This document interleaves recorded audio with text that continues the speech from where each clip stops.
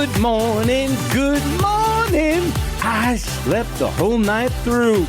Yes, just so we can do this segment of NH Unscripted. You have found it, you lucky listener. I am your Captain Bob lookalike, Ray Dudley, host of this world-famous show.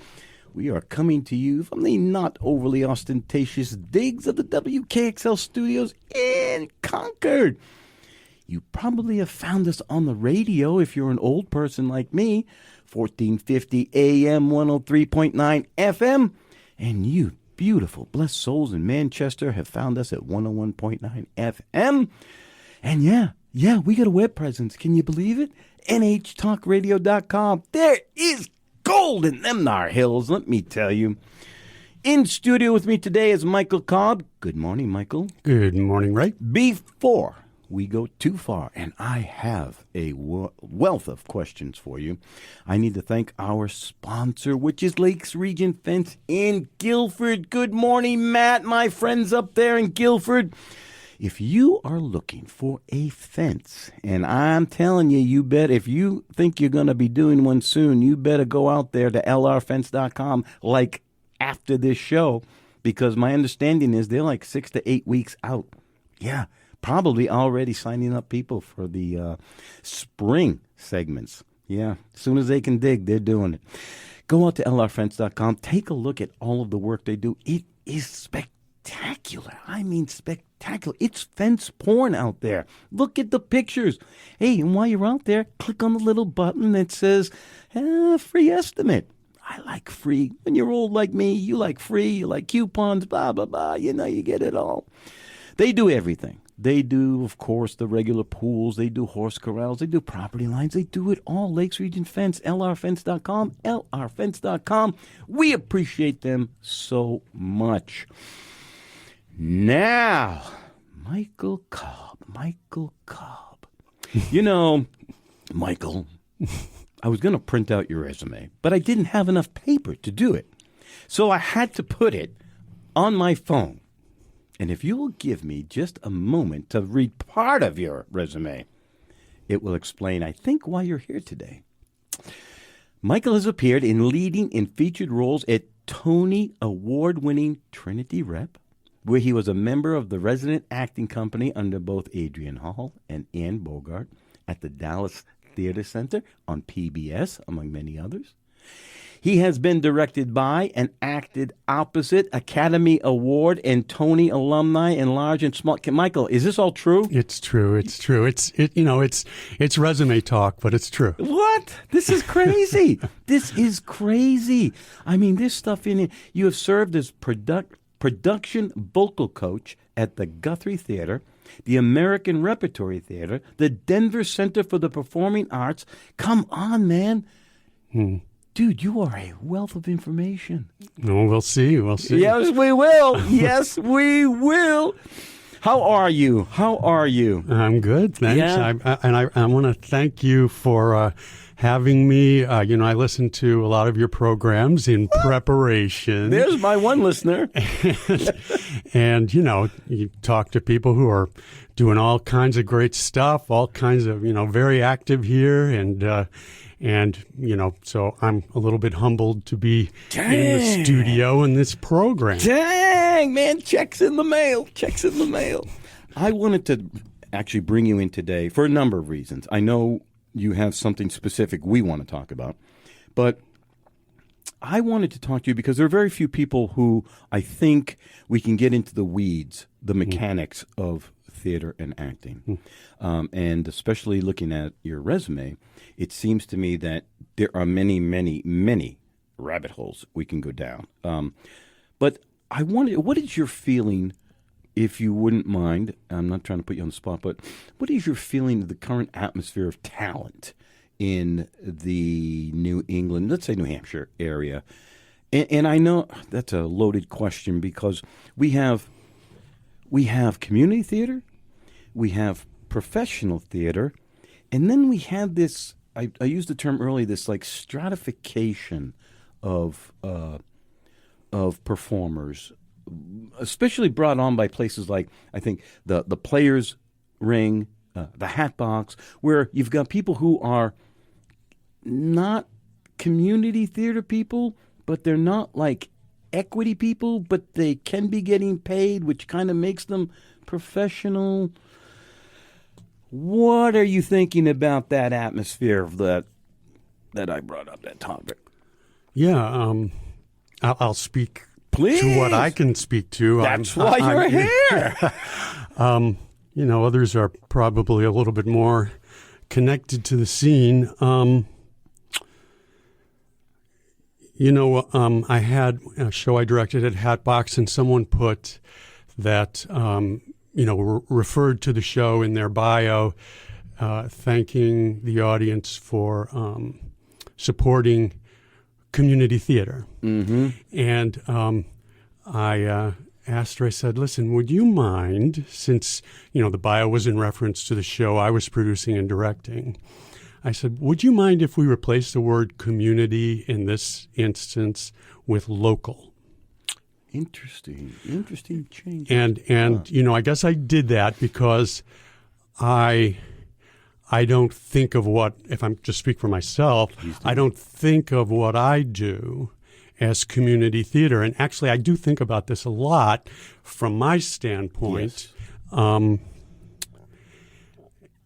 Since I moved to New Hampshire, I had the opportunity to direct in a community theater and a context, and also to act in some of these middle ground, between community and professional theaters. And from the experience working in a strictly community theater context, it really caused me to think, okay, what's different about a community theater priority, a community theater orientation, and the orientation that I come with.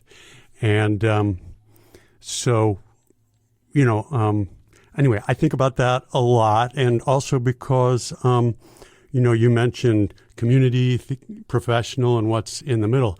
I personally have seen very little, actually, professional theater here in myself, gone in New Hampshire. I tend to see the stuff in between. I don't know if I'm just by choice. Why do you not go to the Weather Vane or? Well, while I got into the theater as a very or got first interested with musicals and that kind of material. And I don't know what the Weather Vane does, so I don't, they're professional. Yeah. That I tend to gravitate towards different material than a lot of the professional theaters do here in New Hampshire. I was thinking, and the reason I even brought it up, because this middle stratification, if I'm correct, it's a fairly new phenomenon, because for years it was just community theater, where anybody could do it. It was like a bowling night, a softball league, and you didn't have to have any real talent. You just joined the group, and they gave you a role, and you never even bothered to try to get better. You just, you just did what you did, and you didn't really care because it's just like bowling. You don't really try to get better. But you show up on Friday nights, have a few beers, you bowl with the boys, and you go on with your life. And so all of a sudden, I think that's a great way to put at least my perception. That's not the way I phrase it to myself, but my perception of, since I don't think of myself as a community theater artist or participant, to look and say, what is there's certain priorities, and some of them would be less of my priorities, and some of them would be common priorities in terms of community. But anyway, I didn't mean to interrupt you. Sorry. You did not interrupt at all. Yeah. And I'm bringing this up because I think with the advent of theaters like the Players Ring and the Hat Box, we now have this this layer of, and a welcome layer of people who are good, They may never, ever hit Broadway. They may never, ever be equity. They may never, ever have like a professional license, but they're above the quality of community theater. They actually work at their craft. They strive to actually bring excellent theater. Not the community doesn't, but they're kind of capped by what whoever auditions, and if it's generally community, it can tend to not be that good. Do you hear that music, Michael? I do. Huh? Do you know what that means? Oh, it's time to put on our tap dance shoes and tap into a break because we got to pay some bills. Oh, Michael, we have so much to talk about. Oh, this is NH Unscripted. I am your host, Ray Dudley. In studio with me today is Michael Cobb, and we are going, I promise you, to dissect this topic. We are coming to you from the palatial digs of the WKXL studios in Concord, 1450 AM, 103.9 FM, 101.9 FM in Concord. NHTalkRadio.com is our URL for all you young punks. We're going to be right back.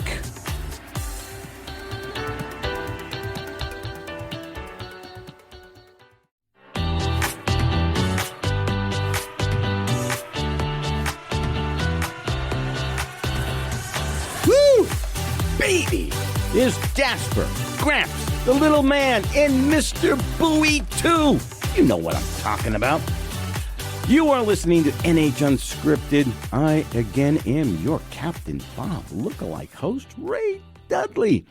We are coming to you from the, spotlight conditions of the WKXL studios, deep within the bunkers in Concord, 1450 AM, 103.9 FM. Those are both Concord. And 101.9 FM for you blessed souls in Manchester. For archives of this show, to hear us live, and for archives of all the other gold here at the WKXL studios, you can head on over to NHTalkRadio.com after Michael and I have our discussion today. Michael and I are talking about what I consider to be a type of stratification of talent in New Hampshire. I guess it's got to be everywhere by nowadays. But, Michael, I bring it up because I know you love to teach. I know you do. And you specifically have a certain type, is that correct, of teaching what you do? I mean, there's like the I don't know, what is it, Maslow? I don't know them all. I have no idea because I don't do it. But I wanted to ask you, who are your classes for? What are they? And let's get into why. Why do they even exist? What niche do you think your classes fill? Take it away. Yeah. Well, you said something in the last segment about getting better, and I guess for me that's the thread for me personally as well. I mean, my whole history of training, going to training myself was I fell in love with the actors in the movies that I saw when I was a kid. And I acted and I said, hey, I'm not as good as they are. I'd like to be better. And so that was my reason for training and going to school, is so that I could be better. And actually at that point it was, well, I'll get great. I'll be a movie star. I'll make $1 million, and then I'll figure out what else I want to do. Like all of us. Yes. And then somewhere along the line, it was when I was in the acting conservatory, all of a sudden I got more interested in the thing I was doing than, some sort of big financial end that it would get me. And that's kind of where I've been at ever since. And I feel like so often, we can all be very idealistic as theater people, and I'm one of those. And that so often things could be better. I would love to be able to go to a show every time I go, and whatever that show was, built to be able to achieve in its best form, to walk out of the door and say, wow, that's what happened. And so so my goal is to be able to do that myself, and as a performer and creator, producer, director. And then also, since I do have, and I guess since I did get so invested in, you use the word mechanics, which I kind of like. It's not fashionable, I think, these days, but I like it. Dang it. Since I did get so interested in that, I think that's what led me to teaching. And you asked me about what do I teach. It's kind of funny. I was on a Zoom conference call last night with one particular vocal technique that I studied and got certified in. And, all my life I've kind of braced back at the idea of being, well, I'm a this teacher or I'm a that teacher. You know what I mean? Yeah, I do. Even though sometimes sometimes that's the way you get the job, And wait, can I ask you something about sure. that? Is that because you were afraid of getting pigeonholed, or is that because you wanted to stay humble and not necessarily, seriously? No, it's the opposite, actually. Opposite of humble. Sorry, Ray. Okay. Is that, after doing it for a while, it's like, okay, I'm not interested in the rest of my life being an acolyte. I try to give myself a little more credit and besides that, when you get things from one area and then another area, and then it's like, well, am I supposed to choose one over the other? Or can I use my own sensibility and brain and see what works and go from there? And in relation to that, in terms of myself thinking of myself as an actor, I wouldn't want to think of myself as, well, I'm a this actor, or I'm a that actor, and that's not to say that there aren't things I've taken from my training that are things that I use consistently, as an actor, and that I bring to my teaching. But I don't I could give them names, but so I'm almost like glad they don't have names. Or Stanislavski School of... if you want me to tell you what my main orientation is, I will, though I'm not, I don't want to drag it out of you. But... I can say, no, I'm not. I did my training. I'll put it this way. My training was not method actor training. Most training for a long time in my lifetime was obviously Stanislavski based, and actually two of some theater history, two of the influences on my training were both from, this is such, I feel kind of corny like bringing it up, but this is from... You're on NH Unscripted. We don't get much more corny than this. Okay. From the group theater, which was a famous theater group in the 30s, et cetera, which basically led to much of what happened in, even in Hollywood and stuff. That's very broad brush. But there were two and what happened with the group theater was a lot of the members of the group theater, I think the history of it is that they got wind of the Stanislavski stuff. They had one or two Stanislavski teachers come in and give them some coaching or whatever in their rehearsals or whatever. And I think one of them, Stella Adler, even went to Moscow. And then, so a number of the members of the group theater, they became the main teachers of American actors. Some people know this. It's so, they know it so much that it's like, okay.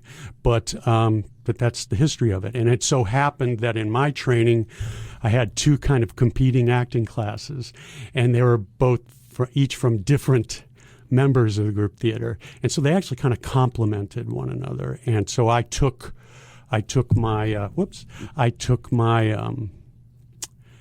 those are things I really latched onto, among other things after that. But if you want to talk strict acting technique, then that would be my story. So what are you saying that you learn some different, it's kind of like, forgive me for putting it on this level, but like martial arts where you might learn jiu-jitsu, you might learn, karate, whatever. And then you take the best of each of those, and you've kind of combined them yourself. Is that what you're saying you've done? Well, I guess that refers to what I just said about complementing one another. And so one of them was, again, I almost get, embarrassed to bring these names up because I don't like it when people throw names around, but you're asking. I am indeed. And so who else is going to throw a name around if you don't?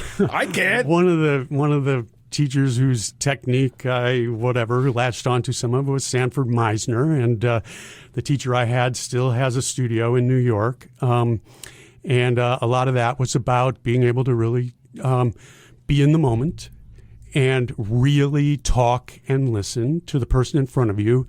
I just heard an interview with Barbra Streisand on Fresh Air.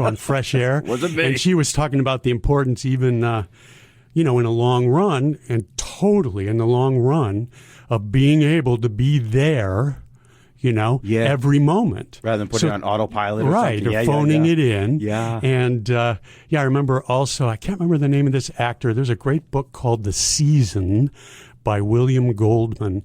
And this gentleman, same guy who wrote Princess Bride, I think. And he took a whole Broadway season, and he just visited shows. He explored the season from all different angles, and one of the actors, this guy used to be on a television show, but he said in a long run that when he knew it was time to hand it over to somebody else is when he was thinking of his shopping list. Oh, very good. Yeah. while he was in performance, and also at least he's honest. At this time, in this book too, he said the best Broadway actor at that time, he thought, for this sort of thing was Robert Preston from the Music Man? Yeah. Seriously? Yeah. As a stage actor. Yeah. Wow. For a long run. Wow. Hang on to that thought. Oh, we got the music. Michael, I'm going to give you some white jazz gloves so we can shake a little jazz hands going out to make some more money because we're going to pay bills, folks. In the meantime, hey, why don't we have some Spam? I'll open up a can. We can heat it up on the stove up there. You are listening to NH Unscripted. I am your happy to be out of bed host, Ray Dudley, 1450 AM, 103.9 FM in Concord, 101.9 FM in Manchester, and NHTalkRadio.com is the URL for you youngins. We'll be back.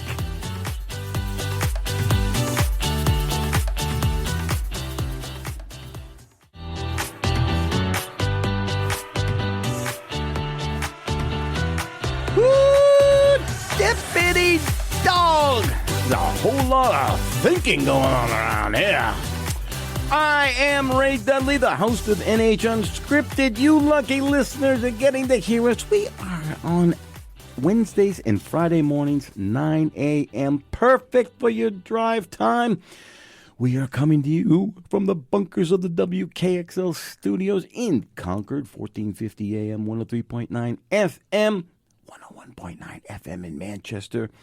And for those of you who don't even know what a radio is or what AM FM is, you can find us live out at nhtalkradio.com. Get it? Yeah, we're in the 21st century. Yeah, I may be old, but I'm there.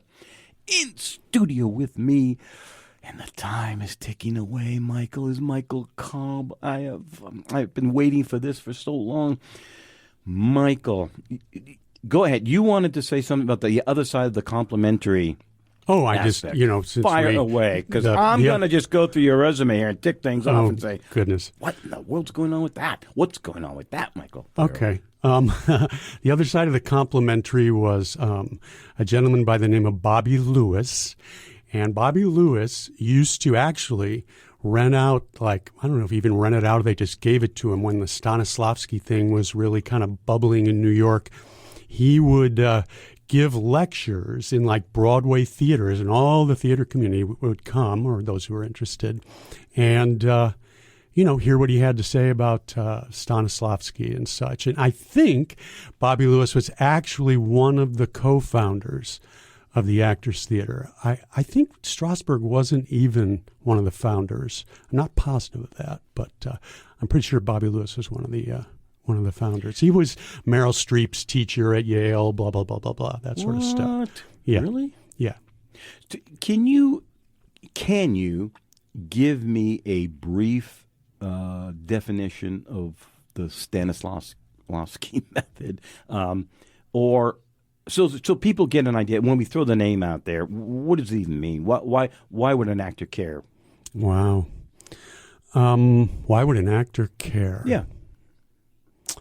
Well, it's interesting. I mean, this is a big, big question because you have to kind of think, well, That's what I dropped. I dropped the big question. What he did was kind of what we're talking about. Well, I'd like to be better. How can I be better? So, at least as he tells it, he went around and watched people who were doing really great work, and he would try and talk to them, try and see what they were doing, and it usually gets associated with the importance of an interior life aspect as opposed to something that's more demonstrative, that's really oversimplifying things. But and then he changed throughout his life. There's a dramatic point where, at least in the apocryphal, is that all of a sudden he was like, no, I'm not going to talk about interior life. Now we're just going to use the physical to get the thing going. And I just use that word, the thing. When I teach, when it comes down to it, you could just say, well, what are we looking for? The thing. We're looking for the thing that makes it work, the thing that when in the acting, it's like, okay, it's happening. I had the opportunity to study with Richard Jenkins. I don't know if that name rings a bell, but you would recognize his face. He's been nominated for 2 Supporting Actor Academy Awards. And in the acting class we had with him, he talked about Stanislavski. He asked us, he said, why are you all here? Why are you taking an acting class? And, we did our best to answer. And he said, well, here's why I took an acting class. And he went to Stanislavski's book, My Life in Art, and which is kind of an autobiography. And he pointed to it, and for him, he said he went to a passage that talked about being able to tap into the unconscious mind or inspiration, I guess is what we're talking about, in order to be able to bring that to your performance. And in his class, he would have people do scenes, and when he felt like it was going on, he would raise his hand so the people in the class could see, and then when it stopped going on, he would lower his hand. And, so that's a little bit of a Stanislavski-ish nutshell. Thank you. So, excuse me. I know that you are very interested in teaching. So what do you teach? I know that's probably a very nebulous kind of a thing, but if let's say you wanted to have a class, an acting class, tell me what someone would expect to learn, and why do you think they would need to learn it? Because there are a lot of people who just don't think they need to learn to act. They think it's a matter of just regurgitating the script and adding some choreography. I walk over to the couch, I sit down, I say this line, and that's acting to them. Yeah. Well, I guess first thing I'll say is if it's good, it's good. Yeah. I mean, I get it. If it ain't broke, don't fix it, you could say. Yep. But a lot of it is broke. I mean, depending on what you're looking for, right? Either as the artist or as the audience. There are a lot fewer great acting performances than there are. Yes. Yeah. Terrible. Well, just like anything else, right? Right. One thing that I actually recently, this kind of dawned on me that I was kind of I am proud of, is that I've had the opportunity to really kind of hit some marks in pure acting training. I'm talking about as a performer and in training.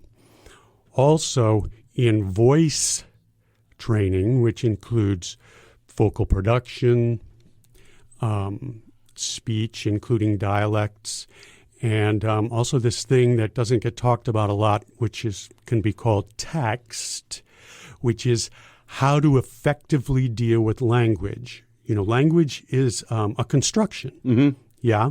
And we tend to kind of take it for granted, just like we can that people can just act naturally, just get up and you either can do it or you can't.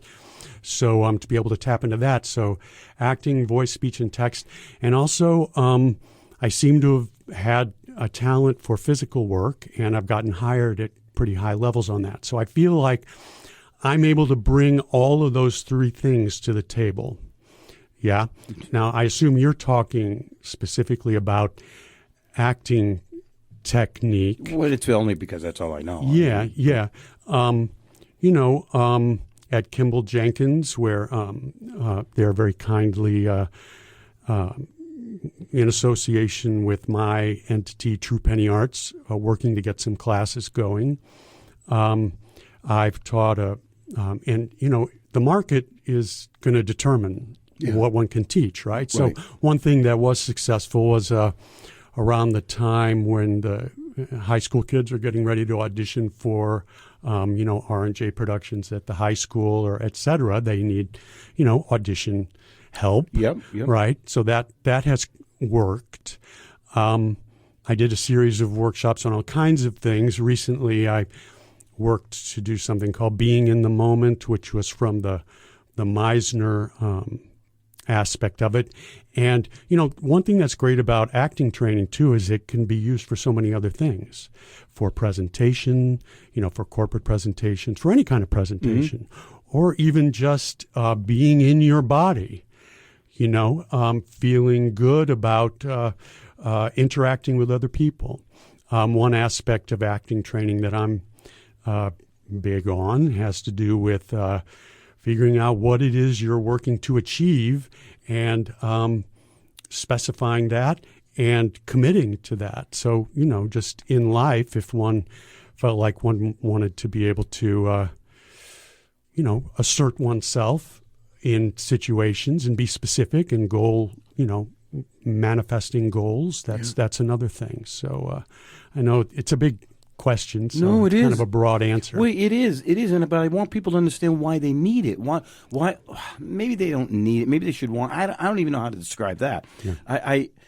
But you offer a service which I think most people don't even understand why it exists. Right.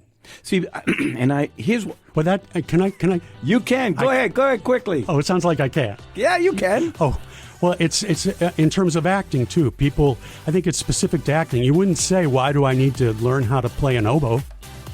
Right. Anyway, I'll leave you with that. Oh, a cliffhanger at NH Unscripted.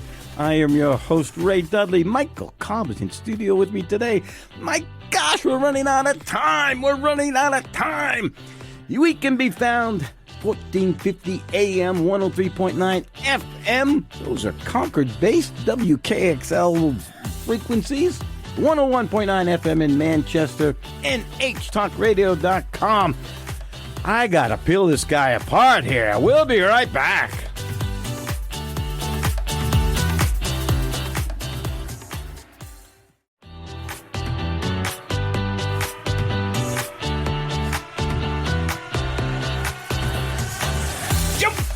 Hustle that. We are still going at it. You have found NH Unscripted. I am your host, Ray Dudley. We are coming to you from the Icelandic conditions of the WKXL studios in Concord. 1450 AM, 103.9 FM. Yeah. Those are radio frequencies. 101.9 FM in Manchester. For all of you who don't know what a radio is, go out and find an old movie and just watch it. Otherwise, we can be found at nhtalkradio.com. Michael Cobb is in the studio with me. I am flabbergasted. I just don't even know where to begin the questions. But, Michael, before we get too far into a lot of other things and we're running out of time, please give me a website address and where people can find you and some of the services you would offer to them, if you wouldn't mind. Oh, great. Yeah. The website would be truepennyarts.com.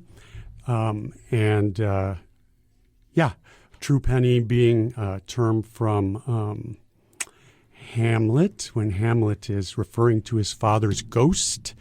And he says, "Ha, art thou there, true penny?"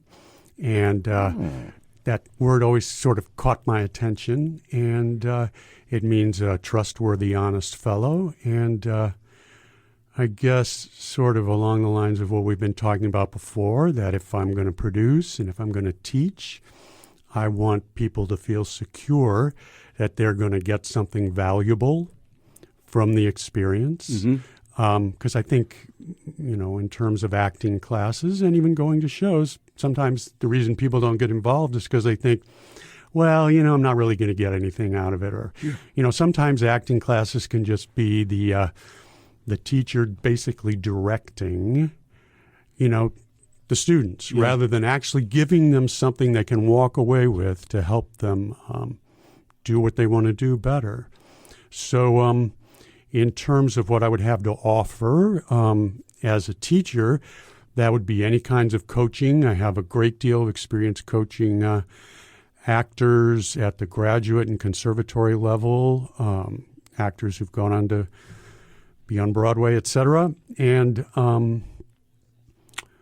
and that could be in voice, that could be in acting, that could be in physical work. And, obviously when you're up there doing the work, you can't really separate the three, right? Yeah. No, they're all together. And then also True Penny is also I have it as my producing entity. And I've produced,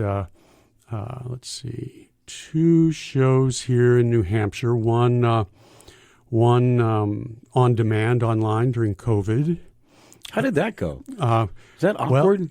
Well, it was quite a learning experience. Yep. They offered the rights for material, during COVID that they wouldn't usually offer for you to do online. So there's an organization called Broadway On Demand. Oh. And that was actually linked with Dramatist Play Service, which had the rights for the show I was doing. So that's how I got onto them. And it was an incredible learning experience for me.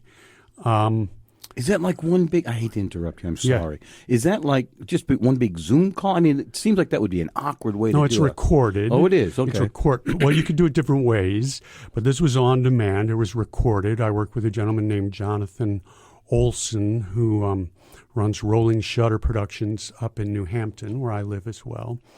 And it was a play called The Good Thief by Connor McPherson, which I love and actually would like to do live, potentially here soon. It's about an hour long, just one character, an Irish thug who kind of comes to a realization about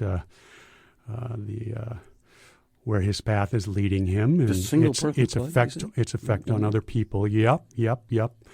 And have you pitched it?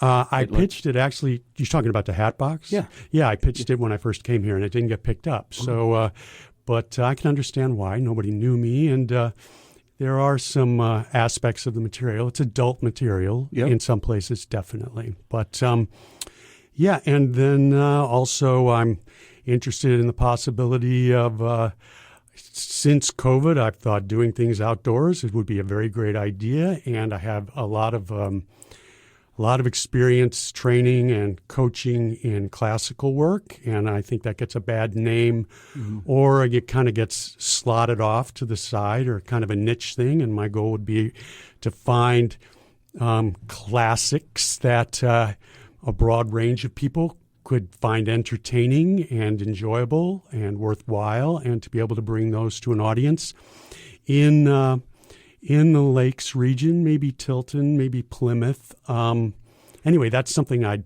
dream of getting going this summer, even if just in a beginning phase. What would you put under that umbrella of classic? Well, that's a great question, and my reference would be to what one would usually think in terms of actually text work. Sometimes they'll bring it all the way up to like Shaw, and what you're starting to be talking about is something that people refer to as quote unquote heightened text, which could be verse, Shakespeare verse or Moliere verse, or even Shaw. It's very rhetorical. So to be able to find a way to build the arguments that are in the text and be persuasive, that's basically a lot of what his work is like. And then people will talk about Tony Kushner or any, even current playwrights whose language is rich. And would you put Mamet in that? Well, he isn't usually, but obviously his language is extremely idiosyncratic. Right. Yeah. I have to say, and I've been a big Mamet fan in my life. I have to say, I feel like Al Pacino totally nailed it in Glengarry Glen Ross, I love the that. movie. Yes. I feel like he really nailed the use of the language. Yeah. That's a great study. Man, I could watch that movie over and over. I don't know why more people don't do the play. I don't know if they're afraid of it or, I saw that on Broadway. You did? Yeah, with Joe Mantegna. Really? Was Al Pacino's part. Yeah. Oh, my God. Yeah. Was it electrifying? I imagine. Because it is very different than the movie, right? Yeah, Very different. Yeah. It's interesting. You're going to leave it there? Yeah. It's interesting. All right. So, have you seen anything lately that has pleased your palate theatrically wise in the community, or are you like, no, really, we're in sore need of some decent talent? In terms of live theater, I saw a production of A Little Night Music. Where is that? At goodness gracious, is it Gloucester Stage in Massachusetts? You went to Massachusetts? I went to Massachusetts. Well, I went to see A Little Night Music because I've always loved that musical. Oh my God! And I was on the edge of my seat and weeping the whole time. What? That's just really. So that's an indication of how invested I am when things are going well. Wow. Yeah. And this isn't. I know you're asking local theater, but just for a sense of my taste, realize my favorite actor these days is Jesse Plemons. Oh, really? And do you know Jesse Plemons? The movie, the TV actor, the movie actor. Yeah, I thought he was TV. Yeah, I don't know. Maybe he is TV too. Okay. He was I just saw him was in Killers of the Flower Moon. Oh, I and haven't seen he's it the yet. FBI. Yes, I know. FBI agent. Yeah. He reminds me a lot him. of looks-wise. He reminds me a lot of.